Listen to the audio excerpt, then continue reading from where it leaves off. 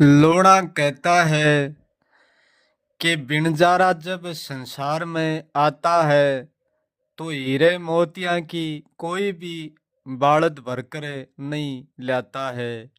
बिल्कुल संसार में खाली आता है। परंतु हम खाली क्यों आते हैं? हम कुछ भी भरकर क्यों नहीं लाते हैं? हम खाली इसलिए आते हैं कि हम सब कुछ यहाँ भरने के लिए ही आते हैं।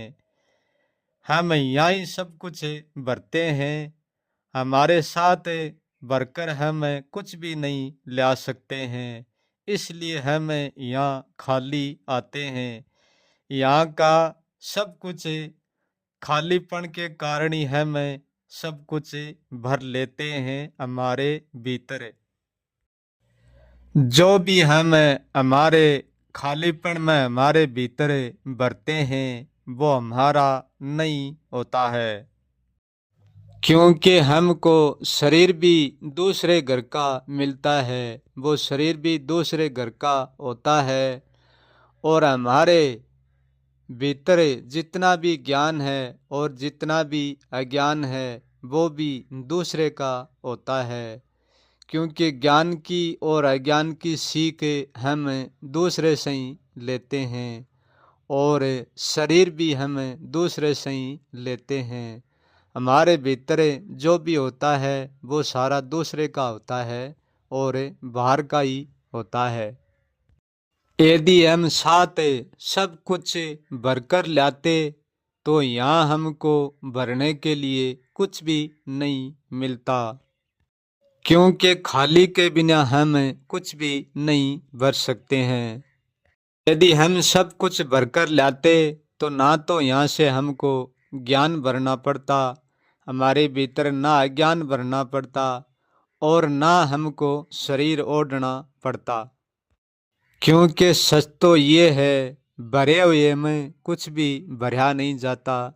भरने के लिए खाली पात्र चाहिए तभी भरा जाता है। इसलिए हम यहाँ खाली लेकर आते हैं अपने आप को भरने के लिए। लोणा कहता है हमारे दुख का मूल कारण ये है कि हम दूसरे का भर तो लेते हैं और भर कर हम दूसरे का छोड़ते नहीं है। और हम ये नहीं सोचते हैं कि जो भी मिला है उन पर हमारा कब्जा है और हमने दूसरे का भर रखा है, ये हमारा नहीं है। यदि हमको दूसरे का भरना ही है तो हमारे भीतर सब कुछ सागर का भरना है। घड़े का हमारे भीतर कुछ भी नहीं भरना है। क्योंकि हम घड़े का हमारे भीतर भरेंगे तो हम सागर तक कभी भी नहीं पहुंच पाएंगे। क्योंकि सागर में से हम अपने को भरने का पूरा अधिकार रखते हैं और हम दूसरे के घड़े से यदि हमारे भीतर पानी अड़ोसते हैं तो वो दूसरे का है, हमारा नहीं। सागर पर सबका अधिकार होता है, परंतु दूसरे के घड़े के पानी पर सबका अधिकार होकर भी नहीं होता है। लोणा कहता है जो व्यक्ति स्वयं के सत्य को जान लेता है वो किसी दूसरे के घड़े का पानी कभी भी नहीं अड़ोसता और ना कभी अपने भीतर भरता। वो सीधा सागर से अपना पानी भरता है, सीधे सागर को अड़ोसता है और अपने भीतर भरता है। क्योंकि दूसरे के घड़े के पानी से हम कब तक हमारे अमर तत्व को सींचते रहेंगे। क्योंकि सागर से तो हम हमेशा सींच सकते हैं, अटल सींच सकते हैं, परंतु घड़े का बहुत छोटा है, उसको हम कब तक सींचेंगे। घड़े का जड़ सीमित है और सागर का अनंत। क्योंकि हम जिस घड़े का पानी हमारे भीतर भरते हैं उसी घड़े ने सीधा सागर से भरा हुआ है, वो किसी दूसरे घड़े से नहीं भरा है, वो सीधा सागर से भरा है। तो लूणा कहता है कि हम भी दूसरे घड़े का पानी हमारे भीतर नहीं भरकर सीधा सागर से ही भरें। जो व्यक्ति सागर को अपने भीतर भर लेता है वो सागर को भी पार कर लेता है।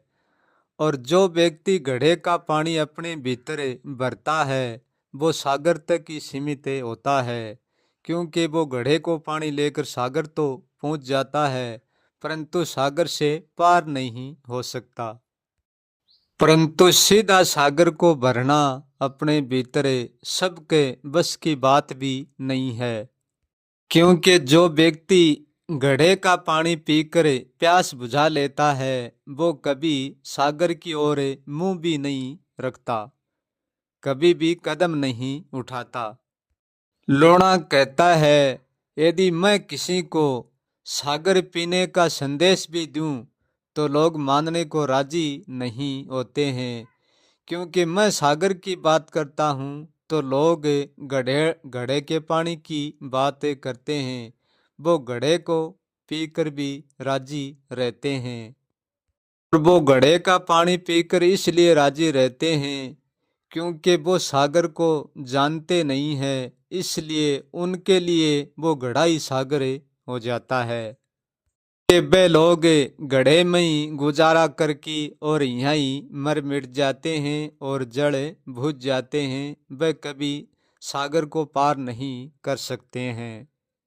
केवल मैं घड़े और सागर का उदाहरण देता हूँ, मेरा इशारा सत्य की ओर ही होता है। कोई जानने वाला ही जानेगा, सबके बस की बात नहीं होगी। जो व्यक्ति सागर को पार कर लेता है वो अपने पीछे कोई भी रास्ता नहीं छोड़ता है तो केवल लीक पीटने का अहंकार छोड़ता है। क्योंकि जब हम सागर में बढ़ते हैं तो सागर हमको चारों तरफ से घेर लेता है, ना तो हमारे आगे रास्ता होता है ना और पीछे।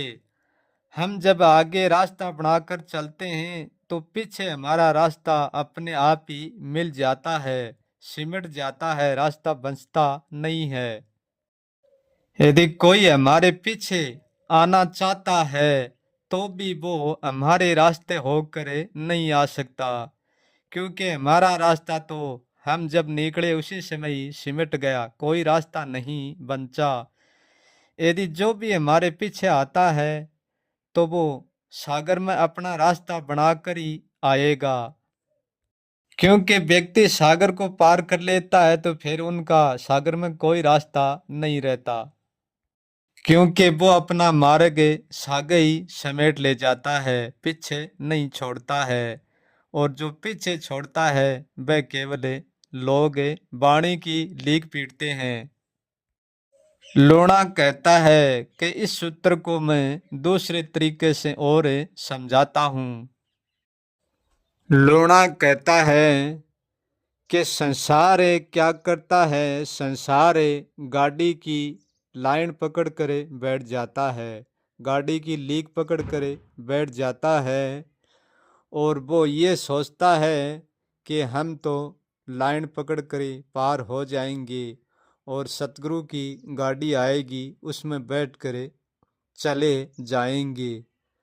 परंतु ऐसा नहीं होता है, क्योंकि गाड़ी तो बहुत पहले ही जा चुकी थी और वो गाड़ी कभी मुड़कर आने वाली नहीं है, क्योंकि जो गाड़ी गई थी उसमें तो कोई बैठ कर गया था और वो गाड़ी को ले गया था।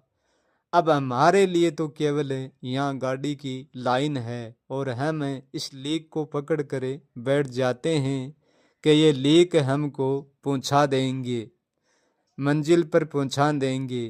परंतु हम लीक को पकड़ कर बैठते हैं तो हमको लीक कभी भी नहीं पहुँचाएंगे। तो गाड़ी की लाइन पकड़ कर बैठने का अर्थ है कि हम वाणी की लीक को पकड़ कर बैठ जाते हैं। मैं उस वाणी की बात करता हूँ जिस घड़ियाले ने वाणी को गढ़ा है, चाहिए वो अज्ञान की है और चाहिए वो ज्ञान की है।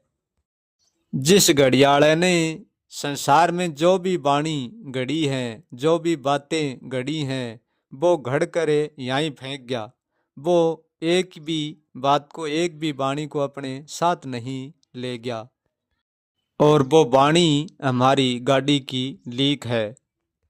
जिसने भी अपनी तरफ से जो भी वाणी गढ़ी है, वो स्वयं पकड़ने के लिए नहीं गढ़ी है, वो दूसरों को पकड़ाने के लिए गढ़ी हुई है। जो भी ज्ञानी वाणी गढ़ता है, वो स्वयं उस वाणी को कभी नहीं पकड़ता, दूसरों को पकड़ा देता है। क्योंकि घड़ियाला जानता है कि वाणी केवल एक लीक है, वाणी कभी गाड़ी नहीं हो सकती। लेक को पकड़ कर बैठा तो जाता है, परंतु कहीं पर पहुंचा नहीं जाता। जिसको मंजिल तक पहुंचना है तो लेक मत पकड़ कर बैठना, गाड़ी पर बैठना, गाड़ी को पकड़ कर बैठना। कि लेक शिल पे पहुंचाने के लिए नहीं, लेक शिल पे पीटने के लिए होती है, और संसार उसको हमेशा के लिए वहीं पीटती है। जो व्यक्ति अपनी गाड़ी को लेकर पार हुआ था और मंजिल से पहुंच गया, उस गाड़ी में उसी व्यक्ति का अधिकार था, दूसरा कोई भी उस गाड़ी में नहीं बैठ सकता। दूसरा केवल लीक तो पकड़ सकता है, परंतु गाड़ी में नहीं बैठ सकता। क्योंकि लीक ज्ञान है और ज्ञान को पकड़ा जा सकता है, परंतु पूछने वाला कोई लीक नहीं है। क्योंकि वो एक स्वयं ही साधन है और स्वयं ही असवार है। क्योंकि ज्ञान और ज्ञान की लीक, वाणी की लीक पकड़ाई जा सकती है और पकड़ी जा सकती है। सत्य ना तो पकड़ाया जा सकता और ना पकड़ा जाता। सत्य केवल जाना जाता है और वो व्यक्ति स्वयं ही जानता है। क्योंकि वस्तु को सब पकड़ सकते हैं, ज्ञान भी पकड़ सकता है, अज्ञान भी पकड़ सकता है। तो वाणी एक वस्तु के समान है, परंतु है अवस्तु, परंतु है वह वस्तु के समान। लोणा कहता है कि जो व्यक्ति जहाँ भी पहुँचना चाहता है वो पहुँच सकता है, परंतु वो कभी भी वाणी को पकड़ कर नहीं पहुँचता है। क्योंकि वाणी तो बहुत दूर की बात है, व्यक्ति स्वयं को भी पकड़ कर नहीं पहुँच सकता। स्वयं को भी व्यक्ति छोड़ देता है तो वाणी को तो बहुत ही पहले छोड़ चुका। इसलिए लोणा सबको आदेश कहता है, आदेश किसी को देता नहीं है। इसलिए वाणी के जाल में कोई भी मत उलझो, इस जाल को तोड़ो। जो भी तोड़ता है वो ही पार होता है, और वाणी का जाल वो ही तोड़ता है जो दूसरे के जाल में नहीं उलझता है। इसलिए किसी के जाल में मत उलझो, इस जाल को तोड़ो और तोड़कर स्वयं को जानो। अपने मन में ये जानने का प्रयास करो कि ये वाणी का जाल कहाँ तक सत्य है और कहाँ तक नहीं है। किसी के भी पीछे मत भागो, दूसरा हमको कब तक अपने घर में शरण देगा। कोई भी किसी का शरणागति मत बनो, आपोगति बनो। क्योंकि जो हमको शरण देता है वो हमसे कुछ न कुछ लेता है। क्योंकि देने वाले का नेम है बदले में कुछ न कुछ लेना, और लेने वाले का ये नेम है बदले में कुछ न कुछ देना। और जिसकी शरणागत में हम जाते हैं वो बदले में हम कोई ले लेता है। मानो हम कोई अपनी शरण में उलझा कर रख लेता है। क्योंकि वो भी हमारे साथ उलझा हुआ है तो हमको कैसे सुलझने देगा। और शरण केवल वाणी की ली जाती है, ए वाणी की नहीं। ए वाणी तो आपो आप स्वयं है। ए वाणी में ना तो कोई वाणी है और ना कोई वाणी का निर्वाण निर्वाणी है। वाणी चाहे कितनी ऊंची क्यों ना हो और कितनी सत्य क्यों ना हो, परंतु पार नहीं कर सकती। क्योंकि वाणी मोक्षदायिनी तो हो सकती है, परंतु मुक्तिदायिनी वाणी कभी नहीं हो सकती। जो भी वाणी में पीछे उलझे हैं और आगे उलझते रहेंगे, वो कभी भी मुक्त नहीं होएंगे। और मुक्ति कोई चीज नहीं है, कोई विचार नहीं है, कोई वाणी नहीं है, केवल एक रहस्य है जानने का। मुक्ति का अंतिम अर्थ है कि जानने से भी मिट जाना और मुक्ति से भी मिट जाना। वो मुक्त होता है जो मुक्ति में उलझ कर रह जाता है और जानने में उलझ कर रह जाता है, वो कभी भी मुक्त वो भी नहीं होता। और मुक्ति ना तो कोई उरय होती है और ना कोई परय, केवल जाननी पड़ती है। मुक्ति कहीं पर भी नहीं होती है, केवल मुक्ति को जाना जाता है।